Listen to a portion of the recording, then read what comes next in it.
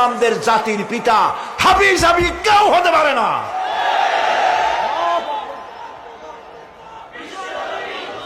মিল্লাতা আবিকুম ইব্রাহিম,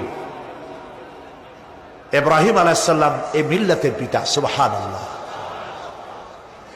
হযরত ইব্রাহিম আলাইহিস সালাম কিয়ামতের দিন বলবেন, আল্লাহ আমার আব্বার জন্য সুপারিশ করছি। আল্লাহ পাক বলবেন মঞ্জুর হবে না। আজর তোমার পিতা হতে পারে, কিন্তু আমার খলিলকে আগুনে ফেলার জন্য নমরুদকে সে সহযোগিতা করেছে, আমি তোমার পিতাকে ক্ষমা করব না। নবী করিম সাল্লাল্লাহু আলাইহি সাল্লামকে সাহাবায়ে কেরাম জিজ্ঞেস করেছেন, হে রাসূল, আপনার আব্বা এবং আম্মার অবস্থা কি হবে? নবী করিম সাল্লাল্লাহু আলাইহি সাল্লাম কেঁদে ফেলেছেন, সব বলেছেন, আমি তাদের কোনো উপকারে আসব না।